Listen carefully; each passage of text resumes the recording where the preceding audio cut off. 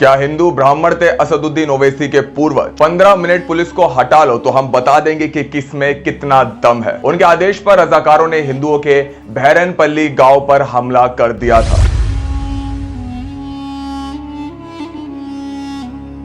नमस्कार, मैं हूं आपके साथ मिहिर जैन और आज मेरे साथ है उमर अंसारी। दोस्तों, भारत के बुलंद इतिहास में बहुत से ऐसे राजनेता रहे हैं जिन्होंने इस मुल्क की प्रतिष्ठा के लिए अपने प्राणों की आहुति दी है, मगर जहां एक लंबी फेहरिस्त है उन नेताओं की जिन्होंने इस देश के लिए बहुत कुछ किया, तो वहीं कुछ नाम ऐसे भी हम सभी के सामने आते हैं जो ताउम्र कई किस्म के विवादों के बीच घिरे रहते हैं, जिनमें एक नाम है हैदराबाद से AIMIM के सांसद असदुद्दीन ओवैसी। दोस्तों, कुछ साल पहले तेलंगाना के आदिलाबाद की एक रैली में AIMIM से विधायक अकबरुद्दीन ओवैसी ने कहा था कि लोग मुसलमानों को डरा रहे हैं, मोदी है, काहे का मोदी है, एक बार हैदराबाद आ जाओ तो बता देंगे हिंदुस्तान में हम 25 करोड़ है, तुम 100 करोड़ हो, ठीक है तुम हमसे ज्यादा हो, लेकिन 15 मिनट पुलिस को हटा लो तो हम बता देंगे कि किसमें कितना दम है, कौन ताकतवर है। इस किस्म की अभद्र भाषा का इस्तेमाल किया था असदुद्दीन ओवैसी के भाई अकबरुद्दीन ओवैसी ने। लेकिन दोस्तों, जहां हमेशा ही ये ओवैसी परिवार खुद को मुसलमानों का हिमायती बताता है, तो वहीं शायद आप इस बात को नहीं जानते होंगे, आप इस बात से जाहिर महरूम है कि वास्तव में ये ओवैसी परिवार भी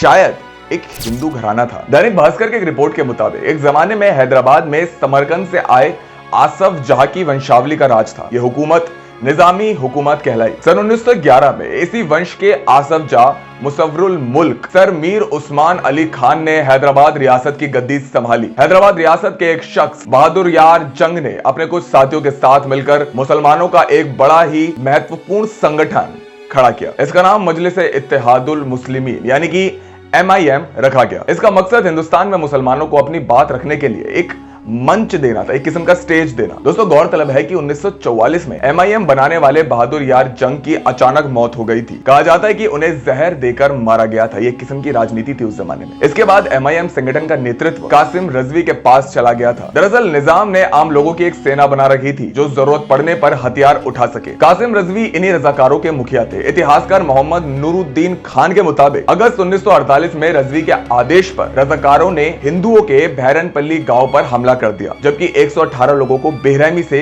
मौत के घाट उतार दिया गया। इस घटना के बाद अगर कोई मुसलमान भी रजाकारों के खिलाफ बोलता था तो उसे भी मौत के घाट उतार दिया जाता था। भैरनपल्ली कांड के बाद ही रजवी जवाहरलाल नेहरू और सरदार पटेल की निगाह में चढ़ गया था। पटेल कतई नहीं चाहते थे कि हैदराबाद एक आजाद मुल्क हो, वो भी भारत के उस इलाके के बीचों बीच जहां चारों ओर हिंदू आबादी थी। 13 सितंबर 1948 को पटेल ने भारतीय सेना को ऑपरेशन पोलो की इजाजत दे दी, जिसके बाद सेना हैदराबाद में घुस गई। 5 दिन के रजाकारों से चली लड़ाई के बाद भारतीय सेना की जीत हुई, जिसके बाद हैदराबाद भारत का एक अभिन्न हिस्सा बन चुका था। भारत सरकार ने MIM संगठन को बैन कर दिया और कासिम रजवी को गिरफ्तार कर लिया गया। 9 साल बाद रजवी को इस शर्त पर छोड़ा गया कि वो पाकिस्तान चले जाएंगे। इसके साथ ही MIM पर लगे बैन को भी हटा दिया गया। 1957 में भारत छोड़ने से पहले रजवी और अन्य MIM नेताओं ने गुप्त तरीके से संगठन के एक वकील के घर अपनी एक गुप्त बैठक करी। इसमें युवा और जोशीले अब्दुल वहीद ओवैसी ने भी शिरकत की। रजवी ने नए हाथों में MIM की कमान सौंपना चाहा। जब रजवी ने अब्दुल वहीद ओवैसी के सामने इसका प्रस्ताव दिया तो वो मान गए। इस तरह अब्दुल वहीद ओवैसी MIM संगठन के प्रमुख बन चुके थे। अब्दुल वहीद ओवैसी ने इस संगठन का नाम बदल करके ऑल इंडिया मजलिस-ए-इत्तेहादुल मुस्लिमीन यानी कि AIMIM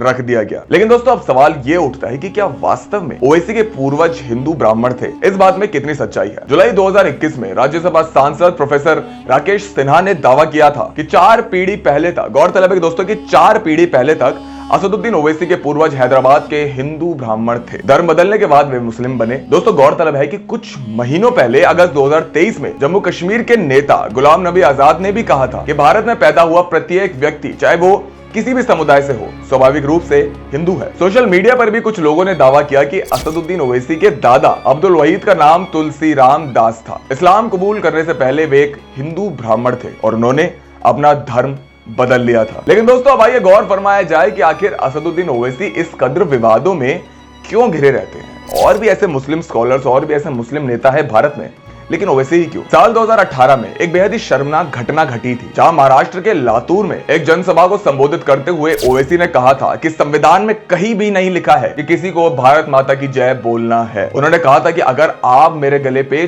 चाकू भी रखेंगे तब भी मैं भारत माता की जय नहीं बोलूंगा। ये बात कही थी खुद असदुद्दीन ओवैसी ने। तो दोस्तों ये थी इस ओवैसी परिवार से जुड़ी कुछ रोचक बातें, लेकिन दोस्तों इस सब पर आपकी क्या राय है हमें कमेंट बॉक्स में जरूर बताएं। दोस्तों वीडियो पसंद आई हो तो वीडियो को लाइक करें, शेयर करें, सब्सक्राइब करें और साथ ही बेल आइकन को भी जरूर दबाएं ताकि आपको हमारे तमाम वीडियोस की नोटिफिकेशन सबसे पहले मिल सके।